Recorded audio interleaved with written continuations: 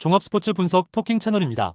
10년 이상의 실전 경험과 노하우를 담아 데이터 기반 핵심 분석부터 최강 배팅 전략까지 아낌없이 공유해드립니다. 수년간 운영된 전문 분석방 링크는 고정 댓글에서 바로 확인 가능합니다. 에스파뇰 vs 셀타비고. 이 경기는 에스파뇰의 하이프레싱과 전방 압박 구조가 셀타비고의 빌드업을 어디까지 끊어낼 수 있는지가 핵심인 매치업이다.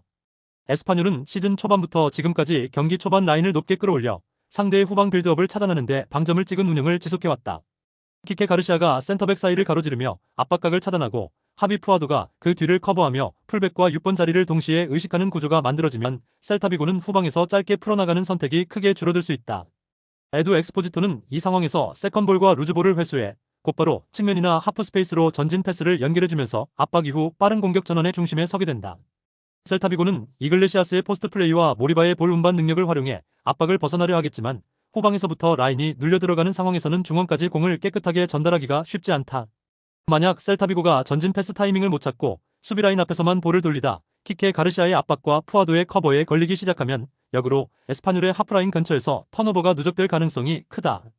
그때마다 에스파뇰은 좌우 측면으로 공을 빠르게 전환해 셀타비고의 풀백과 윙이 제자리를 잡기 전에 크로스나 박스 안 침투 패턴을 실행할 여지를 확보할 수 있다. 특히 에스파뇰이 전방에서 공을 탈취한 직후에는 수비 라인이 아직 위로 올라온 상태여서 뒷공간과 하프 스페이스를 동시에 노릴 수 있는 구조가 만들어지고 이 지점에서 키케 가르시아의 연계와 박스 침투가 위협적으로 작용한다. 셀타비고가 이 상황을 피하기 위해 라인을 내리고 롱볼에 의존하면 전방과 중원 사이 간격이 벌어져 세컨볼 싸움에서 에스파뇰에게 주도권을 넘겨줄 위험이 크다. 반대로 라인을 올려 빌드업을 시도하면 에스파뇰의 하이프레싱 구조에 정면으로 잡히며 전반부터 자기 진영에서부터 압박을 받는 시간이 길어질 수밖에 없다. 따라서 전술 구조와 압박 완성도, 초반 라인 컨트롤을 종합적으로 고려하면 경기가 길어질수록 에스파뇰이 상대 실수를 유도해 득점 기회를 만들어낼 가능성이 더 높게 형성되는 구도다. 에스파뇰이 초반부터 강하게 몰아붙이며 선제골을 가져온다면 이후에는 하이프레싱 강도를 조절하면서도 필요할 때마다 압박 트리거를 다시 가동해 셀타비고의 추격 시도를 차단하는 운영이 가능하다. 셀타비고 입장에서는 초반 빌드업에서 실수를 최소화하고 중원 연결고리를 빠르게 확보해 에스파뇰의 전방 압박을 한두 번이라도 뚫어내야 승부를 끝까지 끌고 갈 수 있다. 그러나 그 과정에서 전방으로 숫자를 많이 보내야 하고 이는 곧 역습 상황에서 에스파뇰에게 더 넓은 공간을 제공하는 위험 요소로 다시 돌아올 수 있다. 토킹 추천 배팅. 승무패 에스파뇰 승 강추. 언더오버 언더 추천. 코모 vs 피오렌티나. 이번 경기는 코모의 4-2-3-1과 피오렌티나의 4-3-3이 맞붙는 구도지만 단순 포메이션 대결을 떠나 하프 스페이스를 누가 먼저 더 오래 장악하느냐의 싸움으로 보는 편이 정확하다. 코모는 경기 초반에는 라인 간격을 탄탄히 유지하면서 리스크 관리에 신경을 쓰지만 시간이 지날수록 상대 진영에서의 볼점유 시간을 늘리며 공격 주도권을 가져오는 팀이다. 두비카스가 센터백 사이를 파고들어 수비 라인을 뒤로 묶어두면 자연스럽게 박스 앞과 하프 스페이스에 니코 파스와 다른 이선 자원들이 얼굴을 내밀 수 있는 공간이 생긴다. 헤수스 로드리게스가 측면에서 연달아 크로스와 컷백을 섞어 활용하면 피오렌티나 수비는 어느 쪽을 먼저 차단할지 선택해야 하는 상황에 몰리게 되고 이 과정에서 시선과 몸 방향이 계속 흔들릴 수밖에 없다. 바로 이 타이밍에 세컨드 라인에서 니코 파스가 하프 스페이스를 먼저 선점하면 튕겨나온 볼이나 낮은 크로스를 한 번에 슈팅으로 연결할 수 있는 각이 만들어지며 피오렌티나 수비는 방향을 잡기도 전에 유효 슈팅을 허용하는 장면을 반복해서 맞을 가능성이 높다. 피오렌티나는 모이스킨과 구드문드손을 앞세워 빠른 역습과 뒷공간 침투를 노리겠지만 만드라고라에게 수비와 전개 모두를 맡기는 구조가 길어지는 순간 중원 커버가 느려지는 약점이 더 두드러질 수 있다. 코모가 전방과 중원에서 압박 강도를 적절히 유지해 피오렌티나의 첫 패스를 차단해 내기만 해도 세컨드 존에서는 코모 쪽이 여유있게 공을 다루며 공격을 다시 설계하는 장면이 자연스럽게 늘어난다. 특히 후반으로 갈수록 코모의 점유 지점은 점점 더 상대 진영 깊숙한 쪽으로 이동하고 피오렌티나는 수비 블록이 뒤로 눌린 상태에서 로드리게스의 측면 압박과 니코 파스의 하프 스페이스 점유를 동시에 막아야 하는 부담을 안게 된다. 피오렌티나 입장에서는 모이스킨의 한 방과 세트피스 한두 번으로 흐름을 바꾸고 싶겠지만 중원 간격이 벌어지는 구간이 반복되면 코모의 이선에게 세컨볼과 재공격 기회를 거듭내줄 위험이 크다. 코모가 헤수스 로드리게스의 돌파와 크로스, 니코 파스의 세컨드 라인 침투, 두비카스의 박스 안 움직임을 유기적으로 연결해 간다면 유효 슈팅 개수와 박스 안 진입 횟수에서 피오렌티나를 상대로 우위를 점할 수 있는 그림이 충분히 그려진다. 결국 이 경기는 시간이 흐를수록 점유를 끌어올리는 코모의 스타일과 원정에서 허리 관리가 흔들리는 피오렌티나의 약점이 맞물리면서 후반으로 갈수록 코모 쪽으로 저울이 더 기울어질 가능성이 높은 매치업이라고 보는 편이 합리적이다. 토킹 추천 배팅. 승무패 코모 승 강추. 언더오버 오버 추천. 레버쿠젠 vs 장크트 파울리.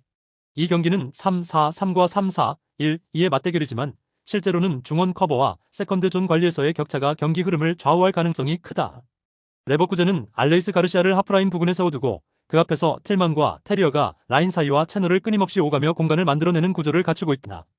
상파울리는 전방에서 압박 라인을 세우고 적극적으로 달려들지만 그 뒤 허리 구간을 메워줄 미드필더와 수비 라인의 동시 슬라이드가 늦어 중간 지대가 넓게 비는 시간이 길게 발생한다. 그래서 레버쿠젠 입장에서는 알레이스 가르시아가 첫 번째 압박을 한두 번만 피하면 하프라인 근처에서 여유있게 볼을 다루며 틸만, 테리어와 짧은 패스를 주고받을 수 있는 환경이 자연스럽게 열릴 가능성이 높다. 틸만이 라인 사이에서 공을 받아 돌아서는 순간 상파울리의 허리 구간은 이미 뒤로 쓸려나가기 시작하고 테리어가 뒷공간을 파고드는 타이밍에 맞춰 직선 패스가 투입되면 수비 블록이 라인 정리를 마치기도 전에 라인 브레이킹이 완성될 수 있다.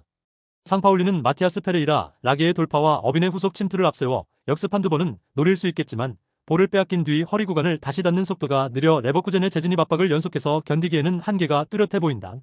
시간이 지날수록 레버쿠젠의 점유와 세컨볼 장악이 강화되면 상파울리 수비는 반복해서 뒤로 밀리며 박스 근처에서의 수비 시간이 길어질 것이고 이 과정에서 세트피스와 오픈 플레이를 통한 슈팅 볼륨이 꾸준히 쌓일 가능성이 크다.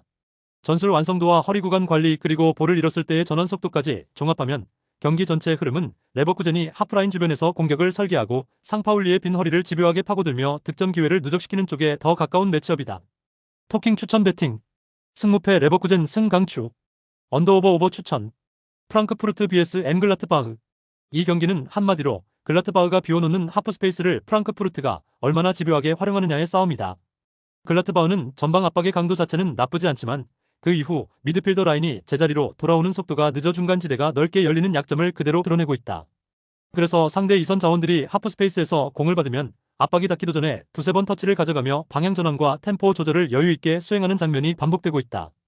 프랑크푸르트 입장에서는 마흐무드 다우드를 그 공간으로 내려오게 만들어 짧은 패스로 압박을 끊고 곧바로 측면으로 전환하는 패턴을 중심에 두고 경기를 설계하는 것이 가장 합리적인 접근이다.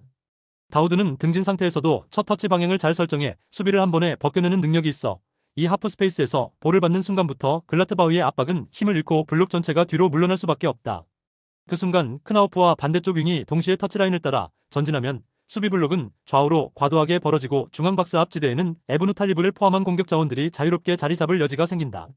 크로스 각이 열리면 에브누탈리브가 니어 포스트 쪽으로 들어가 수비수와 골키퍼 사이 공간을 파고들 수 있고 컷백 루트가 열리면 뒤에서 올라오는 이선 자원이 노마크 상태에서 슈팅을 가져갈 수 있다. 반대로 글라트바흐는 타바코비치를 향한 공중볼과 크로스로 승부를 보려 할 것이고 노이하우스는 가능한 한 높은 지점에서 전진 패스를 시도하려 할 것이다. 하지만 프랑크푸르트가 중원에서 숫자 우위를 확보한 상태로 노이하우스를 둘러싸고 세컨볼 경쟁에서도 먼저 몸을 붙여 나간다면 글라트바흐의 전진 시도는 생각보다 자주 끊길 가능성이 크다. 그래서 경기 초반부터 프랑크푸르트가 다우드를 중심으로 중원을 장악하고 하프스페이스에서 공을 오래 머물게 만들수록 글라트바흐 수비 블록은 계속해서 좌우로 끌려다니는 흐름으로 흘러갈 가능성이 높다. 그럼에도 불구하고 글라트바흐는 타바코비치의 피지컬과 노이하우스의 킥 능력을 앞세워 세트피스와 세컨볼 상황에서 한두 번은 위협적인 장면을 만들 수 있다. 하지만 전체적인 경기 구조를 놓고 보면 프랑크푸르트가 하프스페이스 점유와 측면 전환 속도에서 우위를 보이는 시간이 길어질수록 골 기대값은 프랑크푸르트 쪽으로 더 많이 쌓일 수밖에 없다. 프랑크푸르트는 홈에서 전방 압박과 세컨볼 경쟁을 병행하면서도 다우드를 통해 템포 조절과 공간 활용까지 해낼 수 있는 팀이라 글라트바흐의 허리를 반복해서 찔러볼 수 있는 조건을 갖추고 있다. 결국 이 경기는 프랑크푸르트가 다우드를 중심으로 하프스페이스에서 경기를 설계하고 크로스와 컷백을 반복 생산하는 쪽으로 흘러갈 가능성이 높으며 글라트바흐는 라인 간격 관리가 무너지지 않도록 버티는 데 많은 에너지를 쏟아야 하는 승부가 될 것이다. 토킹 추천 배팅 승무패 프랑크푸르트 승 강추 언더오버 추천 함부르크 vs 유니온 베를린 이 경기는 같은 3-4-3을 쓰더라도 한 팀은 박스 주변 점유와 세컨드 침투를 강조하고 다른 한 팀은 낮은 블록과 역습 타이밍에 기대는 상반된 스타일의 맞대결이다. 함부르크는 초반부터 무작정 밀어붙이기보다는 다운스와 산비로콩가를 축으로 중원에서 공 소유를 안정시킨 뒤 파비오 비에이라의 측면 플레이를 통해 서서히 상대 진영으로 라인을 끌어올릴 가능성이 크다. 파비오 비에이라가 측면과 하프스페이스에서 크로스와 컷백을 번갈아 공급하는 동안 박스 안에는 스트라이커와 반대쪽 윙포워드 그리고 윙백까지 합류해 숫자를 늘리는 패턴이 반복될 것이다. 이 과정에서 우니온 베를린은 캐디라를 중심으로 박스 앞을 보호하려 하지만 첫 번째 크로스를 한번 막아낸 뒤 세컨드 지점에서 누가 나가서 끊고 누가 라인을 유지해야 하는지 선택이 어려운 장면이 많아질 수 있다. 함부르크는 이러한 순간에 다운스를 세컨드 라인에서 하프스페이스로 침투시키며 박스 앞에서 프리 슈팅각을 만드는 장면을 노릴 수 있다. 우니온 베를린은 공을 끊어낸 뒤 버크의 속도를 살려 역습을 시도할 텐데 이를 위해서는 첫 번째 차단 이후 정확한 전진 패스가 필수 조건이다. 그러나 함부르크가 중원과 전방에서 압박 강도를 서서히 끌어올리면 우니온 베를린의 롱볼 위주 전개는 세컨볼 경쟁에서 오히려 불리한 위치로 이어질 수 있다. 특히 시간이 지날수록 함부르크가 상대 박스 앞에 더 많은 인원을 배치하게 되면 흘러나오는 공 상당수가 다운스와 산비로 콩가 쪽으로 향하면서 두 선수의 짧은 패스 교환 이후 다시 측면과 중앙을 번갈아 찌르는 공격 패턴이 이어질 가능성이 높다. 우니온 베를린은 평소처럼 블록을 낮춰 버티는 전략을 선택할 공산이 크지만 박스 안에서 공격 자원들까지 수비에 끌려 들어오면 역습 시작 지점이 점점 뒤로 밀리면서 장점이 희석될 수 있다. 그래서 후반으로 갈수록 우니온 베를린은 수비에 더 많은 에너지를 쏟아야 하고 빌드업 과정에서 작은 실수가 나오면 곧바로 박스 앞 세컨볼 공방에서 밀리며 추가 찬스를 내주는 패턴이 반복될 위험이 크다. 반대로 함부르크는 시간이 흐를수록 페널티 박스 주변을 점령하는 데 성공하고 세트피스와 세컨볼 상황을 통해 슈팅 숫자를 꾸준히 늘릴 수 있는 위치를 선점하게 된다. 물론 버크의 개인 돌파 한 번은 언제든지 위협적인 역습으로 이어질 수 있기 때문에 함부르크 입장에서는 라인을 올리더라도 뒷공간 케어를 동시에 병행하는 것이 필수 과제다. 그럼에도 전개 안정성과 박스 주변 공격 패턴의 다양성을 비교했을 때 세컨볼 경쟁과 마지막 마무리 구간에서 앞설 팀은 함부르크 쪽일 가능성이 더 높다. 결국 이 경기는 시간이 지날수록 함부르크가 페널티 박스 주변에 공격을 집약시키고 다운스와 파비오 비에이라의 연계로 골문 앞에서 승부를 결정지을 장면을 여러 차례 만들어낼 수 있는 흐름에 가깝다. 토킹 추천 배팅 승무패 함부르크 승 강추 언더오버 언더 추천 호펜하임 vs 프라이부르크 이 경기는 프라이부르크가 벌려놓은 미드필더 수비 라인 사이의 공간을 호펜하임이 투톱과 이선을 활용해 얼마나 집요하게 파고드느냐가 핵심이다. 프라이부르크는 기본적으로 전방 압박과 점유를 통해 경기 주도권을 가져가려 하지만 더블 볼란치와 이선이 전진한 뒤 돌아오는 속도가 늦어지면 그 뒤에 남겨지는 구간이 너무 넓게 비는 문제가 있다. 바로 그 지점이 호펜하임의 아슬라니와 램펄이 중앙으로 내려와 볼을 받기 좋은 위치이고 아브둘라후가 뒤에서 안정적으로 공을 공급해줄 수 있는 구역이다. 아슬라니하고 램펄이 중앙 미드필더 진영에서 볼을 한번 받아 방향을 전환한 뒤 곧바로 수비 라인 뒷공간으로 침투하는 라인 브레이킹 무브먼트를 보여준다면 프라이부르크 수비가 라인을 정리하기도 전에 골키퍼와 1대1로 맞서는 결정적인 찬스를 여러 차례 만들어낼 수 있다. 호펜하임은 4-2-2-2 특성상 중앙에 최소 4명의 자원을 배치할 수 있기 때문에 프라이부르크의 벌어진 라인 사이 공간을 차례로 점유하며 공을 받는 데 유리한 구조를 갖고 있다. 아브둘라후가 수비 앞에서 전진 패스각을 만들어주고 이선 자원이 하프 스페이스를 점유하면 프라이부르크 더블 볼란치가 한 번만 앞쪽으로 끌려 나와도 그 뒤에 큰 틈이 생긴다. 그 틈에서 아슬라니와 램펄이 번갈아 공을 받은 뒤 방향을 전환하고 다시 뒷공간 침투를 가져가는 패턴이 반복되면 프라이부르크 수비 입장에서는 오프사이드 라인을 맞추는 것보다 먼저 라인 간격 정리부터 해야 하는 부담이 커진다. 프라이부르크 역시 휠러의 침투와 그리포의 킥을 활용해 한 방을 노릴 수 있지만 그 과정에서도 미드필더 라인과 수비 라인 사이 간격 관리가 제대로 되지 않으면 공격이 끝난 직후 역습에 그대로 노출될 위험이 크다. 경기 시간이 지날수록 프라이부르크 미드필더들의 왕복 부담은 커지고 압박 강도가 떨어질수록 라인 간격은 더 벌어질 수밖에 없다. 이때부터는 아브둘라후가 상대 압박을 한 번만 털어내도 중앙에서 아슬라니 램퍼리선 자원까지 3명, 4명이 동시에 라인 사이 공간을 점유하는 그림이 떠오른다. 결국 이 경기는 프라이부르크가 라인 간격 문제를 끝까지 버티느냐 아니면 그 사이를 노리는 호펜하임의 전환과 라인 브레이킹이 더 자주 터지느냐에 따라 갈릴 가능성이 크고 구조적으로 보면 호펜하임 쪽이 흐름을 쥐기 쉬운 매치업이다. 토킹 추천 배팅 승무패 호펜하임 승 강추 언더오버 오버 추천 브레멘 vs 바이에른 뮌헨 이 경기는 브레멘의 불안정한 풀백 오버래핑과 바이에른 뮌헨의 전환 속도 그리고 하프 스페이스 장악력이 정면으로 부딪히는 매치업이다. 브레멘은 3-5-2 구조에서 공격 시 좌우 풀백이 동시에 높게 올라가는 경향이 있어 한 번 전환이 발생하면 뒤쪽 커버가 비어있는 채로 넓은 공간을 내주는 장면이 반복되어 왔다. 특히 측면과 하프 스페이스 사이에 애매한 통로가 크게 열리면서 반대편에서 돌파와 컷백 루트가 동시에 살아나는 위험한 그림이 자주 연출되고 있다. 반면 바이에른 뮌헨은 후방에서부터 압박을 풀어낸 뒤 올리세와 고레츠카가 반대편 하프 스페이스로 미리 숨어들어 전환 패스를 받아내는 전술을 즐겨 사용한다. 올리세가 전환 패스를 받아 측면 깊숙한 지역까지 파고들어 컷백 타이밍을 잡고 고레츠카가 그 주변에서 슈팅각을 확보하거나 다시 한번 라스트 킬 패스를 공급해주면 수비 라인이 정렬되기 전에 케인과 주변 동료들이 골문 앞에서 결정적인 찬스를 맞이할 수 있다. 브레멘 입장에서는 한 번 공을 뺏기는 순간 반대편으로 공이 넘어가는 동안 풀백과 센터백 사이 간격이 크게 벌어지기 때문에 컷백과 하프 스페이스 침투를 동시에 막아내기 어려운 상황에 놓이게 된다. 이런 구조에서는 바이에른 뮌헨이 스코어 우위를 가져갈 가능성이 높지만 객관적인 전력 차이가 워낙 크기 때문에 단순 승패 시장에서 바이에른 뮌헨 승리 배당의 메리트는 크게 떨어질 수밖에 없다. 그래서 이 경기는 바이에른 뮌헨의 승리를 기본 전제로 깔되 실제 배팅 전략에서는 언더와 오버 같은 득점 관련 시장을 주력으로 가져가는 편이 더 합리적인 접근이 될 수 있다. 브레멘이 공간을 크게 내주는 특성과 바이에른 뮌헨의 전환 속도를 감안하면 골 장면이 다수 나오는 다득점 양상까지 충분히 상정 가능한 경기다. 결국 전술 구조와 전력차, 공간 관리의 수준을 모두 감안하면 스코어 방향성은 바이엘은 뮌헨 쪽으로 기울어지되 배팅 접근은 언더 오버를 중심으로 설계하는 것이 자연스러운 선택이다. 토킹 추천 배팅. 승무패 브레멘 패 추천. 언더 오버 강추. 헤타페 vs 비아레알. 이 경기는 헤타페가 4-5-1 블록으로 버티는 가운데 비아레알이 중원에서 얼마나 안정적인 탈압박과 세컨볼 장악을 보여주느냐가 승부의 방향을 좌우할 가능성이 크다. 초반에는 헤타페가 마이로 마르틴과 아람바리를 앞세워 중앙 밀집도를 높이고 아드리안 리소의 속도를 활용한 빠른 전환 한두 번으로 먼저 기세를 잡으려 할 수 있다. 그러나 시간이 지날수록 압박 강도가 떨어지는 구간이 찾아오면 알베르토 모레이로가 압박을 등지고 공을 받은 뒤 방향을 풀어주고 파레오와 주고받으면서 전개를 정리하는 장면이 늘어날 수밖에 없다. 파레오가 상대 1차 압박을 끌어당긴 뒤 사이드나 하프 스페이스로 전환 패스를 뿌려주면 헤타페의 미드필더 라인은 수평 이동 거리가 길어지고 세컨볼 경합 지점을 선점하기가 점점 더 어려워진다. 이 과정에서 제라르 모레노가 하프 스페이스로 내려와 공을 받거나 박스 앞에서 한 번 더 패스를 연결해주는 움직임을 가져가면 헤타페 수비수들은 박스 안과 그 앞 공간을 동시에 신경 써야 하는 상황에 계속 노출된다. 헤타페가 이를 버티기 위해 라인을 더 낮추면 박스 앞에서 두 번째 볼과 세 번째 패스에 대한 압박이 약해지고 비아레알 입장에서는 페널티 박스 근처에서 여유 있는 슈팅각을 만드는 상황이 늘어날 수 있다.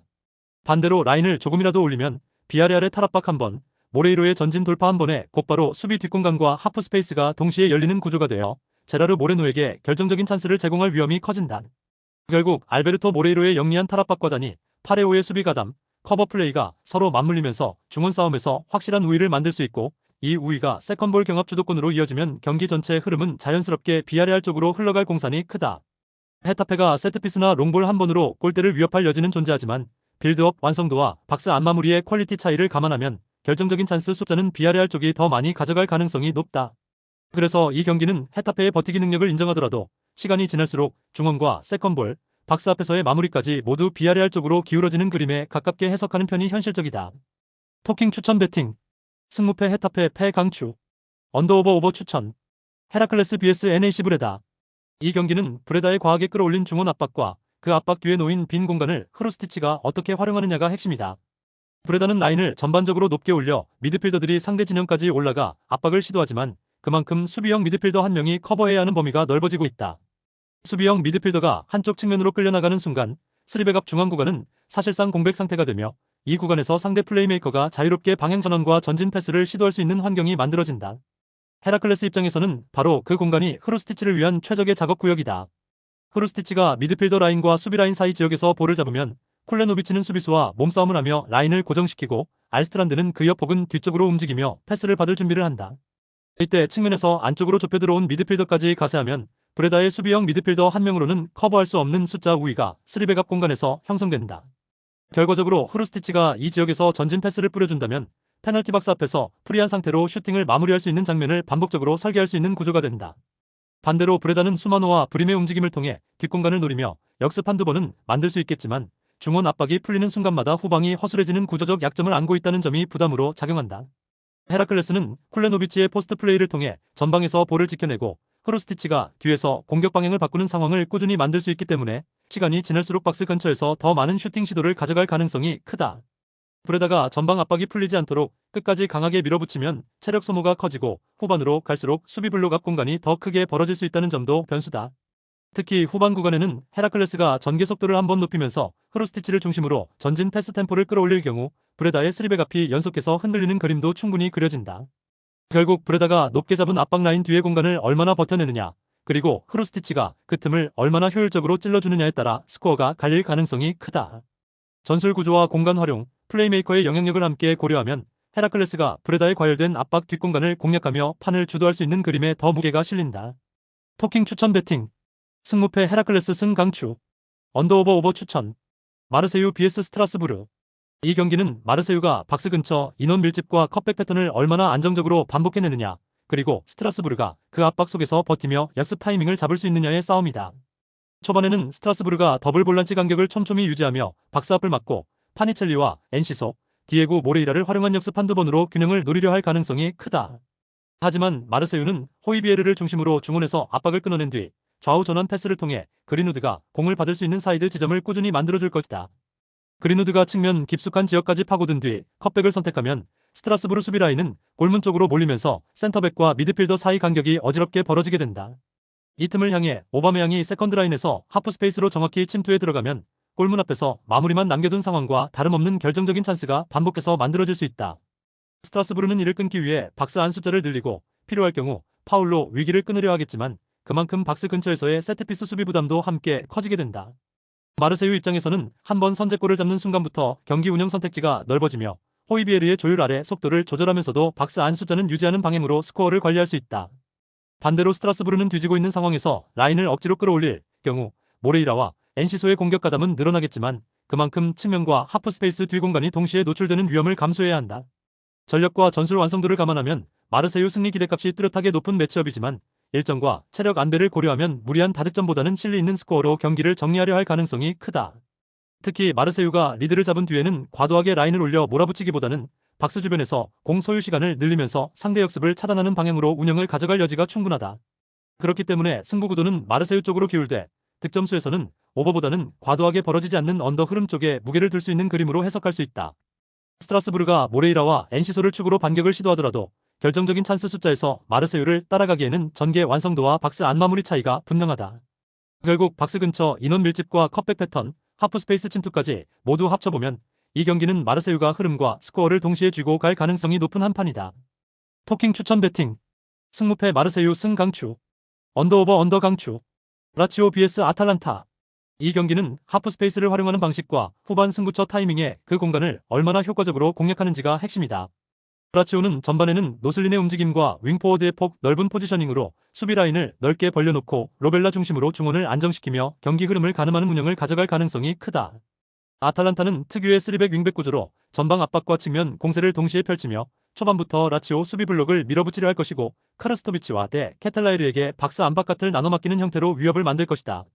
하지만 시간이 지날수록 전진한 윙백과 높은 위치를 잡은 미드필더 때문에 아탈란타의 수비 전환 간격이 늘어지고 3백 앞과 하프 스페이스에는 작은 틈이 하나 둘씩 늘어날 수밖에 없다. 라치오는 이 타이밍을 기다렸다가 후반 승부처 구간에서 하프 스페이스 공략 빈도를 극단적으로 높여가는 방식으로 반격을 준비한다. 이삭센이 측면에서 드리블 돌파를 시도해 상대 풀백과 센터백을 동시에 끌고 들어오면 그 순간 박스 주변에서 수비 간격이 벌어지고 컵백이 들어가는 지점과 그 뒤 세컨 볼 지점 사이에 넓은 공간이 생긴다. 바로 이 구간을 향해 세컨드 라인에서 로벨라가 타이밍 좋게 박스 안으로 침투하면 수비 시선이 골라인 쪽과 크로스 지점에 쏠린 사이 뒤에서 따라 들어오는 슈팅각이 한 번에 열린다. 노슬리는 최전방에서 수비 라인을 묶어주고 다른 윙포워드는 반대편 하프 스페이스를 점유하며 세컨 패스 옵션을 제공하기 때문에 라치오는 컵백 이후에도 여러 선택지를 동시에 확보할 수 있다. 아탈란타는 공격에서의 파괴력만 놓고 보면 언제든 득점을 노릴 수 있지만 후반으로 갈수록 전방 압박과 윙백 전진으로 인한 체력 부담이 커지고 그에 따라 수비 전환 속도도 느려질 가능성이 크다. 그래서 후반 중후반 시간대로 갈수록 라치오의 하프 스페이스 침투와 세컨드 침투에 대한 대처가 점점 더 늦어질 수 있고 이는 곧 박스 안쪽에서 노마크에 가까운 슈팅 장면으로 직결될 수 있다. 라치오는 이런 흐름을 잘 알고 있기 때문에 전반에는 무리하지 않고 버티다가 후반 승부처에서 컵백과 세컨 침투 패턴을 집중적으로 반복하는 전략을 선택할 여지가 크다. 반면 아탈란타 입장에서는 3백과 윙백 사이 간격 그리고 에데르송이 복귀하는 타이밍이 조금만 어긋나도 라치오의 이선 침투를 전혀 제어하지 못한 채 결정적인 실점을 허용할 수 있다는 점이 부담으로 작용한다. 결국 전반은 팽팽하게 흘러갈 수 있지만 후반 하프 스페이스 공략에 특화된 라치오 쪽이 승부처에서 더 날카로운 선택을 할 가능성이 높고 그 한 번의 장면이 경기 결과를 갈라놓을 수 있는 구도다.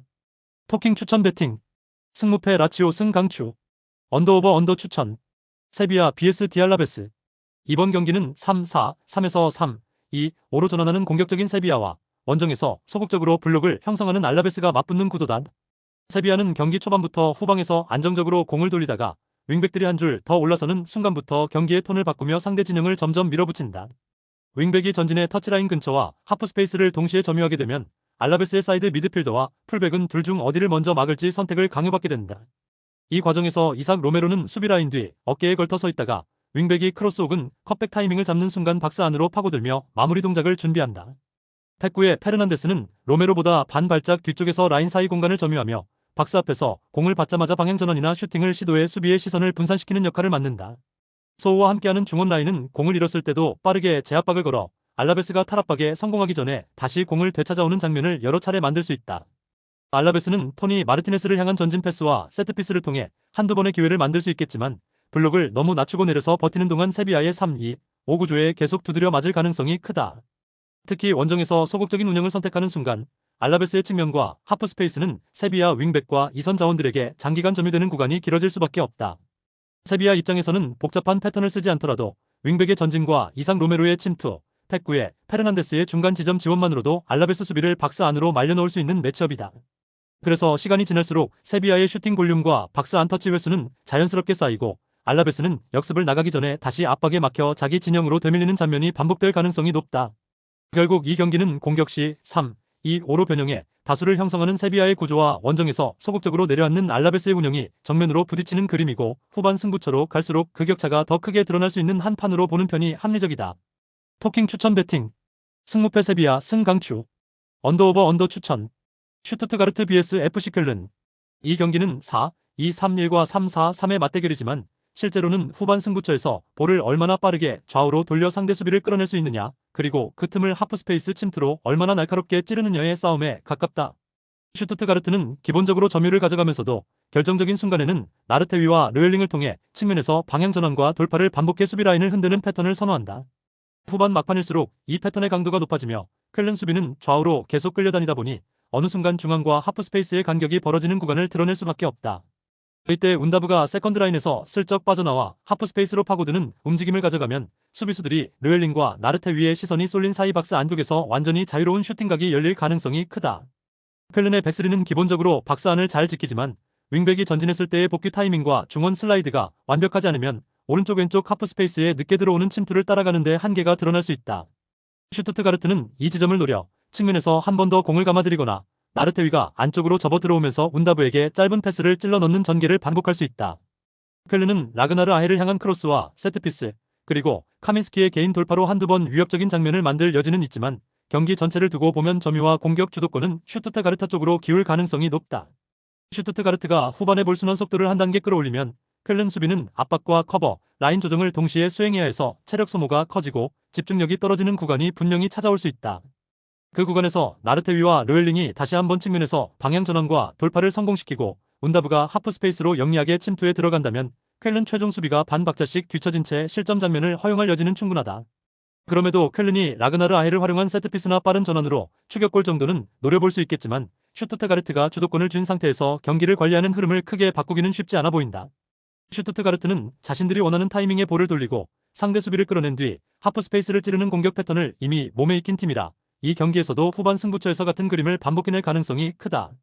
결국 이 매치는 후반 시간대에 쏟아지는 슈투트가르트의 측면 흔들기와 운다브의 침투가 쾰른 수비 블록을 얼마나 자주 열어젖히느냐에 따라 스코어 차이만 달라질 경기로 해석하는 편이 합리적이다. 토킹 추천 배팅 승무패 슈투트가르트 승강추 언더오버 언더 추천 엑셀시오르 vs 에이지 알크마르 이 경기는 단순히 포메이션 숫자의 싸움이 아니라 세트피스를 포함한 두 번째 공싸움에서 누가 더 집중력 있게 반응하느냐에 따라 점수가 갈릴 가능성이 높은 매치업이다. 엑셀시오르는 나우요크스가 후방에서 공을 꺼내고 베르그라프가 측면에서 안쪽으로 치고 들어가며 산체스 페르난데스와 연기하는 장면이 살아날 때 공격이 풀리는 팀이다. 그래서 한번 전환이 성공하면 빠른 속도로 박스 근처까지 진입할 수 있지만 반대로 공격이 끊겼을 때는 라인 정비와 세컨볼 대비해서 허점이 드러나기도 한다. 특히 세트피스 수비에서 첫 경합에만 집중한 나머지 볼이 박스 안에 한 번 더 떨어졌을 때 누가 앞으로 나가서 처리하고 누가 뒷공간을 커버해야 하는지 역할이 애매해지는 장면이 자주 발생한다. 알크마르는 이런 상황에서 웨슬리 파타티를 세컨드 라인에 배치해 직접 타점에서 경합하기보다는 흘러나오는 공을 선점해 마무리하는 역할을 맡길 수 있다. 웨슬리 파타티가 세컨드 라인을 선점하는 순간 한 번의 묵직한 세트피스만으로도 경기 분위기를 뒤흔드는 골이 나올 수 있고 이 득점이 이후 흐름 전체를 알크마르 쪽으로 기울게 만들 수 있다. 페럿은 박스 안에서 수비수와 몸싸움을 하며 1차 경합에 관여하고 미난스는 박스 바깥에서 루즈볼을 걷어 다시 측면으로 전환해주는 식으로 세 번째 공격을 이어갈 수 있다.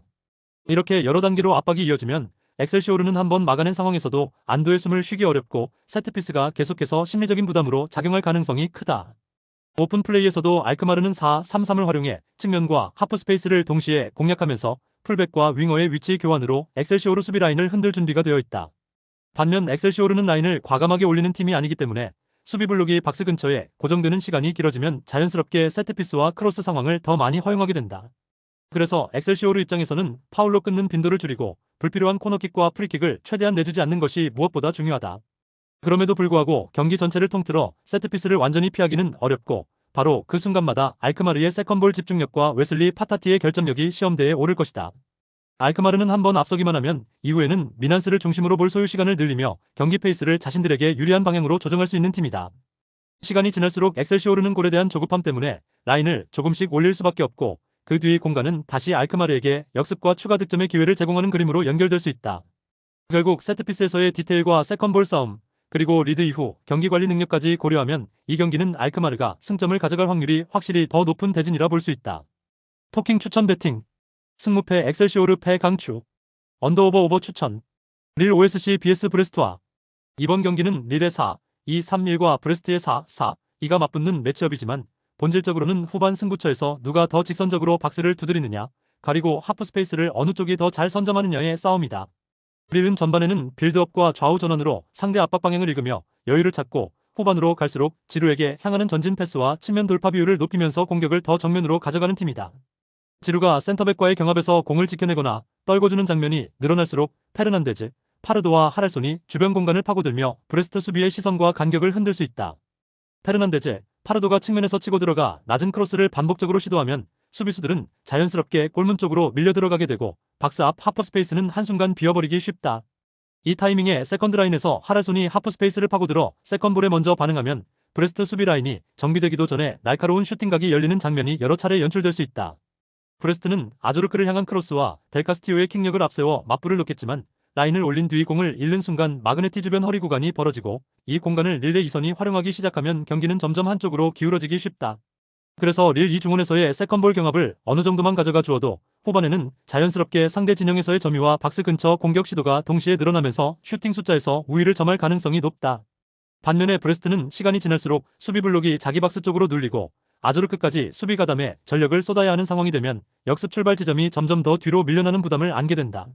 릴 입장에서는 굳이 복잡한 패턴을 쓰기보다는 지루를 축으로 한 단순한 전진 패스와 페르난데즈, 파르도의 측면 돌파, 하랄손의 하프 스페이스 침투만 해도 충분히 브레스트 수비를 뒤로 몰아붙일 수 있는 매치업이다. 결국 이 경기는 시간이 흐를수록 공격 방향을 직선적으로 가져가는 릴의 색깔과 허리 간격 관리가 흔들리는 브레스트의 구조적 약점이 맞물리면서 후반 승부처에 들어갈수록 릴 쪽 기대값이 더 크게 부풀어 오를 수 있는 구도라고 보는 편이 합리적이다. 토킹 추천 배팅. 승무패 릴 승강추. 언더오버 오버 추천. 아약스 vs FC 타르트. 이 경기는 단순히 4-3-2-1과 5-4-1의 맞대결이 아니라 전진 압박으로 상대 빌드업을 흔들어 놓으려는 팀과 안전 지향 패스로 시간을 벌려는 팀의 충돌로 보는 편이 더 정확하다. 아약스는 돌베르가 수비수와 골키퍼 사이의 패스 방향을 한쪽으로 몰아넣고 그 뒤에서 글러우와 클라센이 수비형 미드필더 앞라인에 서서 패스 길목을 촘촘하게 막아나간다. 시타르트가 여기서도 수평 후방 패스를 반복한다면 글러우가 그 리듬을 읽고 인터셉트 지점을 선점해 하프라인 근처에서 공을 끊어낼 가능성이 크다. 이 순간 아약스는 곧바로 돌베르를 향해 직선적인 패스를 투입하면서 하프라인 근처에서 바로 골문을 향하는 역습을 전개할 수 있고 클라센은 그 뒤에서 세컨볼과 박스 침투를 동시에 노릴 수 있다. 시타르트 입장에서는 피터슨의 개인 돌파나 세트피스를 통해 한두 번 정도 날카로운 장면을 만들 수 있겠지만 빌드업 단계에서 전진 패스 비율이 낮은 만큼 전체적인 슈팅 수를 많이 가져가기는 어렵다. 특히 카사니르요가 오른쪽에서 전진했다가 공을 잃는 순간 해당 사이드 뒷공간과 하프 스페이스가 동시에 열리면 글러우가 그 지점을 파고드는 패스를 선택할 여지가 충분하다. 수비 블록을 너무 낮추고 버티는 선택을 하더라도 박스 앞에서의 세컨볼 경합과 두 번째 파도 공격에서 아약스 쪽이 앞서는 구도라 점유와 위협 지수는 자연스럽게 한쪽으로 기울 수밖에 없다. 반대로 시타르트가 라인을 조금이라도 올려보려다 빌드업 초반에 압박에 걸리면 하프라인 인근에서 공을 잃고 곧바로 직선 역습을 허용하는 최악의 그림이 나올 수 있다. 아약스는 돌베르의 마무리, 글러우의 전진 드리블, 클라센의 박스 침투가 삼각형처럼 맞물리면서 중앙 하프 스페이스 박스 안을 유기적으로 연결하는 팀이다. 그래서 전반전부터 전진 압박과 중앙 인터셉트를 통해 시타르트의 안전 지향 빌드업을 흔들고 후반으로 갈수록 체력과 집중력에서 앞서며 추가 득점을 노리는 흐름이 유력한 경기라고 볼 수 있다. 토킹 추천 배팅. 승무패 아약스 승 강추. 언더오버 오버 추천. 인테르 vs 유벤투스. 이 경기는 단순히 라이벌 매치라는 상징성뿐 아니라 중원에서의 밀도, 싸움과 후반 박스 주변 공격 밀도 차이가 그대로 스코어에 반영될 수 있는 대진이다. 인터밀란은 초반부터 무리하게 라인을 올리기보다는 3-5-2의 장점을 살려 백삼화, 더블 혹은 트리플 미드필더 라인을 안정적으로 유지하며 경기를 컨트롤하려 할 가능성이 크다. 차라노울루가 빌드업의 중심을 잡고 방향을 바꿔주면 루이스 엘리케는 측면에서 출발해 안쪽으로 꺾어 들어가 수비를 끌어당기고 다시 바깥으로 빠지는 움직임으로 유벤투스의 수비 라인을 계속 흔들 것이다. 이 움직임에 수비가 끌려나가는 순간 하프 스페이스에는 잠깐씩 비는 구간이 생기고 바로 이 지점을 바렐라가 타이밍 좋게 파고들며 박스 앞에서 슈팅각을 만드는 장면이 설계될 수 있다. 라우타로 마르티네즈는 박스 안에서 수비를 등지고 버티거나 니어, 포스트로 먼저 움직여 수비를 끌어낸 뒤 반대 공간에 여유를 만들어내는 역할을 맡으며 혼전 상황에서의 마무리를 노릴 것이다. 유벤투스는 더블 볼란치를 축으로 중앙 밀도를 높여 인터밀란의 전진 패스를 차단하고 공을 탈취한 뒤 데이비드와 일디지를 활용해 빠른 전환을 시도할 전망이다. 하지만 인터밀란이 후반으로 갈수록 라인을 조금씩 끌어올리고 루이스 엘리케가 측면에서 안쪽, 바깥을 왕복하는 움직임을 반복하면 유벤투스 수비는 풀백과 센터백 사이 간격을 유지하는 데 점점 더 많은 에너지를 써야 한다. 이때 차라노울루와 바렐라가 세컨드 라인에서 하프 스페이스로 침투해 들어가면 박스 안에서 라우타로 마르티네즈와 함께 수적 우위를 형성하며 문전 앞 혼전 상황에서 날카로운 슈팅 기회를 만들어낼 수 있다. 유벤투스도 일디지가 박스 근처에서 공을 잡는 순간 개인 능력으로 한두 번 정도는 유효한 슈팅을 만들어낼 수 있지만 빌드업이 막힌 상황에서 지속적으로 같은 퀄리티의 찬스를 양산하기는 쉽지 않을 수 있다. 인터밀란은 후반 승부처로 접어들수록 세트피스와 세컨볼 싸움에서도 라인을 높게 유지하며 박스 주변에서 두세 번 연속으로 슈팅 찬스를 이어갈 수 있는 구조를 가지고 있다. 그래서 이 경기는 초반 균형 구도가 이어지다가 후반 60분 이후 인터밀란의 공격 밀도와 하프 스페이스 침투 패턴이 점점 힘을 발휘하며 경기의 방향을 바꾸는 흐름으로 흘러갈 가능성이 높다. 유벤투스 입장에서는 더블 볼란치의 수비 집중력을 끝까지 유지하며 박스 앞 세컨볼 정리에서 버티는 것이 최우선 과제가 되지만 압박이 반복될수록 라인의 피로도는 누적될 수밖에 없다. 결국 박스 주변 점유와 세컨드 라인 침투의 완성도를 종합해서 보면 후반 승부처에서 인터밀란 쪽이 한 발 앞서 나갈 여지가 분명한 매치업이다. 토킹 추천 배팅 승무패 인터밀란 승 강추 언더오버 언더 추천 레알 마드리드 vs 소시에다드 이 매치업의 핵심은 레알 마드리드의 짧은 패스 네트워크가 중앙 탈압박과 전환 속도를 어떻게 지배하느냐 그리고 그 전환의 중심에 선 벨링엄이 어떤 선택을 하느냐다. 레알 마드리드는 후방에서부터 길게 차서 승부를 보기보다는 센터백 미드필더 풀백이 삼각형 구조를 만들며 짧게 풀어나간 뒤 압박이 느슨해지는 순간 벨링엄에게 공을 투입해 전환 속도를 한 번에 끌어올리려 할 것이다. 벨링엄은 이 지점에서 비니시우스 쪽으로 찢는 패스를 선택하거나 음바페의 뒷공간 침투 타이밍에 맞춰 직선 패스를 찔러 넣는 등 짧은 패스를 연속적으로 이어가는 방식으로 전방을 활성화한다. 소시에다드는 오야르사발과 게데스를 축으로 역습의 날을 세우며 맞불을 놓겠지만 투리엔테스 주변으로 압박이 강해지면 중앙에서 공을 잃은 직후 바로 레알 마드리드의 역습에 직면하는 구도가 자주 나올 수 있다. 특히 레알 마드리드는 중앙에서 탈압박이 성공하는 순간 두세 번의 짧은 패스만으로 박스 근처까지 공을 옮길 수 있는 구조라 소시에다드 입장에서는 전환 상황을 버티는데 상당한 부담을 느낄 수밖에 없다. 객관적인 전력과 스쿼드 깊이를 고려하면 레알 마드리드 쪽이 경기 주도권을 줄 가능성이 높고 점유율과 박스 점유 시간에서도 확실한 우위를 가져갈 공산이 크다. 다만 배당 측면에서는 이미 시장이 레알 마드리드 우세를 강하게 반영하고 있기 때문에 단순한 승리 배당을 주력으로 잡기에는 수익 대비 리스크 구조가 그리 매력적이지 않을 수 있다. 그래서 이 경기는 레알 마드리드 승리 가능성을 기본 전제로 깔고 가되 실제 배팅 포인트는 언더오버 쪽, 즉 득점 양상과 스코어 라인을 중심으로 접근하는 것이 더 현실적인 선택이 된다. 레알 마드리드는 초반부터 강하게 미는 구간을 통해 선제골을 노리고 이후에는 경기 운영을 하면서도 두 번째, 세 번째 득점까지 염두에 두는 패턴을 가져갈 수 있다. 소시에다드는 스코어 상황에 따라 라인을 조금 더 올리고 반격을 시도해야 하기에 어느 시점부터는 뒤 공간이 넓어지고 양팀 모두에게 슈팅 전개가 활발해지는 구간이 자연스럽게 형성될 가능성이 크다. 짧은 패스 네트워크를 통한 전환 속도, 박스 안 침투 자원들의 퀄리티, 그리고 소시에다드의 빌드업 리스크까지 감안하면 이 경기는 레알 마드리드가 흐름을 가져가면서도 득점 자체가 어느 정도 나올 수 있는 그림을 먼저 상정하는 편이 합리적이다. 토킹 추천 배팅 승무패 레알 마드리드 승 추천 언더오버 오버 강추 흐로닝원 vs 위트레흐트 이 경기는 전방 압박 타이밍을 완성하지 못하는 흐로닝원의 구조적 약점과 그 틈을 정확히 노릴 줄 아는 위트레흐트의 라인 브레이킹 능력이 정면으로 부딪히는 승부다. 흐로닝원은 4-4-2 블록을 높게 올려 윙과 풀백까지 함께 전진시키며 압박을 걸지만 마지막 순간에 센터백에게 압박이 완전히 닿지 않는 장면이 반복돼 전진과 회수 사이의 균형이 어정쩡하게 흔들리고 있다. 이때 수비 라인은 이미 반쯤 앞으로 끌려 나온 상태라 뒷공간을 커버해야 할 여유는 줄어든 반면 전방에서는 압박이 완성되지 않아 상대에게 롱 패스를 준비할 시간을 허용하는 모순적인 장면이 만들어진다. 위트레흐트는 바로 이 구간을 노린다. 센터백이 볼을 잡고 고개를 드는 순간 미겔 로드리게스는 측면에서 넓게 벌려 서서 수비수를 끌어당기고 제키엘은 중앙에서 라인 사이에 서 있는 동료를 향해 패스를 받을 준비를 한다. 그 순간 드 위트는 수비 라인과 등 뒤 공간 사이 경계선에서 타이밍을 잰 뒤 라인을 깨고 들어가는 침투를 시도하는데 롱 패스가 정확히 떨어지면 곧바로 박스 안 혹은 그 바로 앞에서 결정적인 장면이 만들어진다. 흐로닝원 입장에서는 라인을 내리면 윌름손과 타하의 장점을 충분히 살리기 힘들고 라인을 올리면 위트레흐트의 뒷공간 공략에 노출되는 딜레마에 빠지게 된다. 그래서 전반부터 라인을 공격적으로 세팅한다면 초반 몇 분 동안은 압박이 통하는 듯 보이더라도 한 번 타이밍이 어긋나는 순간 바로 뒷공간이 열려 실점 위기까지 이어질 수 있는 구조다. 위트레흐트는 선제골을 만들어내는 순간부터 경기를 더 편안하게 운영할 수 있다. 위트와 제키엘이 중원에서 공을 돌리며 템포를 조절하고 필요할 때만 미겔 로드리게스를 활용해 측면에서 추가적인 침투와 슈팅을 노리는 방식으로 변주를 줄 수 있기 때문이다. 크로닝원이 스코어를 따라가야 하는 상황이 되면 윌름손에게 크로스를 집중적으로 올리는 단조로운 공격으로 기울어질 가능성이 크고, 이 과정에서 라인을 더 올릴 수밖에 없어 뒷공간 노출은 오히려 심해진다. 이렇게 되면 위트레흐트 입장에서는 역습 한두 번만 제대로 마무리해도 추가 득점을 기대할 수 있고, 드 위트의 이선 합류와 미겔 로드리게스의 커트인은 경기 막판까지도 계속해서 위험 요소로 작용할 것이다. 결국 전방 압박의 완성도, 뒷공간을 활용하는 능력, 그리고 선제골 이후의 운영 능력까지 종합해보면 이 매치는 흐로닝엄보다는 위트레흐타 쪽으로 승부에 추가 기울어질 가능성이 더 크다고 보는 편이 합리적이다. 토킹 추천 배팅. 승무패 흐로닝엄 패 강추. 언더오버 추천. 파리FC vs RC랑스. 이 경기는 5-4-1로 내려앉아 버티는 팀과 후반으로 갈수록 공격 강도를 올리는 3-4-3 구조의 맞대결이라는 점에서 상성이 비교적 분명하다. 파리FC는 기본적으로 라인을 깊게 내리고 박스 앞에 두 줄 블록을 세운 뒤 이고네의 개인 돌파와 간헐적인 롱볼을 통해 역습 한두 번을 노리는 흐름을 가져갈 가능성이 크다. 카마라는 그 앞에서 상대의 전진 패스를 끊어내며 버티려 하겠지만 라인이 과하게 내려앉는 시간대에는 가로 방향 전환 한 번에 블록 전체가 흔들리는 장면이 자주 연출될 수 있다. 반면 랑스는 전반부터 무리해서 밀어붙이기보다는 중원에서 압박 강도를 조절하면서 파리FC의 클리어링 패턴과 롱볼 방향을 미리 읽어두려 할 것이다.